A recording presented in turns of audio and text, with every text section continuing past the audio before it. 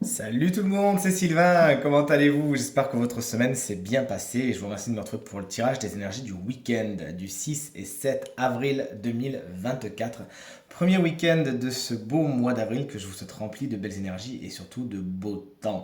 Allez, voici donc les 5 énergies principales de ce week-end et vous êtes invités à faire votre choix entre une à deux cartes pour voir quelle sera là ou quelles seront les énergies principales de votre week-end. Ça c'est la 1, ça c'est la 2, ça c'est la 3. Ça c'est la 4 et ça c'est la 5. Et dites-moi bien dans les commentaires quelle carte vous avez choisi. De mon côté, ce sera la 3 et la 5. Allez, j'ai hâte de découvrir tout cela avec vous dans 3, 2, 1.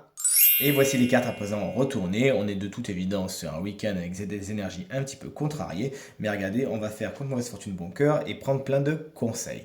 La carte numéro 1, c'est la carte de l'ermite. Si vous l'avez choisie, bon concrètement, il n'y a pas vraiment beaucoup d'interactions ce week-end et c'est pas spécialement pour vous plaire. L'ermite, lorsqu'il est en difficulté, eh bien, vit sa solitude d'une façon pas spécialement positive. C'est un isolement qui est mal vécu, peut-être parce qu'il est subi, peut-être parce que vous ne pouvez pas faire autrement, peut-être parce que les choses ne se sont pas articulées telles qu'elles devraient et du coup vous vous retrouvez tout seul, peut-être que les plans que vous aviez, ça ne se fait pas, du coup vous vous retrouvez seul.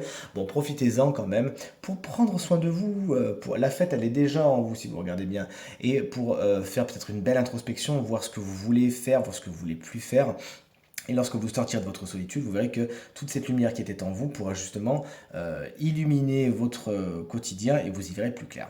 Le valet de Pentacle, c'est l'énergie numéro 2 et c'est l'énergie de votre week-end si vous l'avez choisi. Vous êtes sur les prémices de quelque chose, vous posez les premières pierres, vous avez besoin peut-être d'un petit investissement financier pour débuter. Veillez à faire en sorte que les bases de ce que vous voulez faire soient solides et bien réfléchies, bien assises, afin d'aller loin et que les choses se passent avec le maximum de sécurité.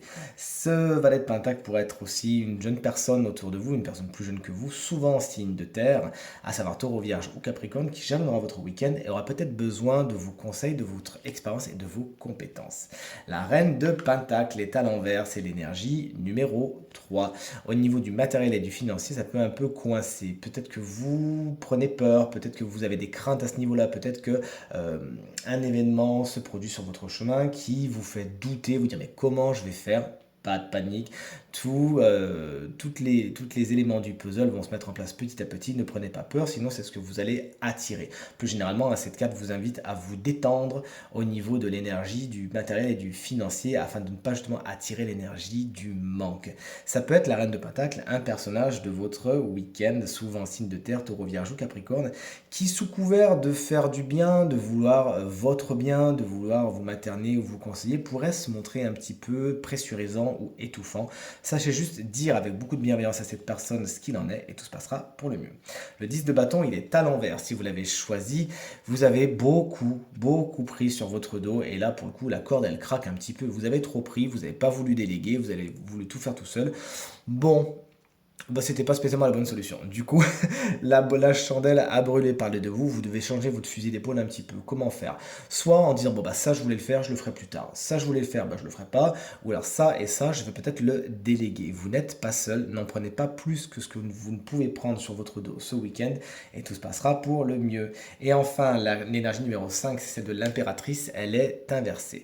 Dans un premier temps, les énergies féminines sont un petit peu contrariées, les énergies yin, celles de réception, de créativité, d'accueil, eh bien, sachez les travailler afin que les choses soient les plus équilibrées possibles.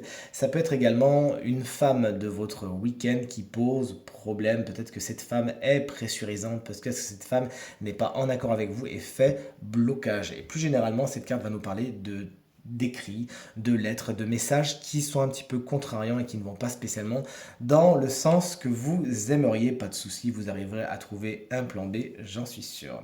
Ce tirage est maintenant terminé, j'espère qu'il résonnera avec un maximum d'entre vous et vous permettra de passer le week-end le plus positif possible. C'est tout ce que je vous souhaite. Si vous désirez une consultation privée, vous trouverez toutes les informations pour me joindre dans la barre de description de cette vidéo. Elle s'affiche également au bas de votre écran et le numéro de téléphone, quant à lui, il est tout en haut. Je vous embrasse très fort. Je vous remercie encore infiniment pour vos messages, vos commentaires et plus généralement pour votre fidélité qui me vont vraiment droit au cœur. Passez un très bon week-end et je vous dis à très vite pour le tirage de la semaine prochaine. Salut!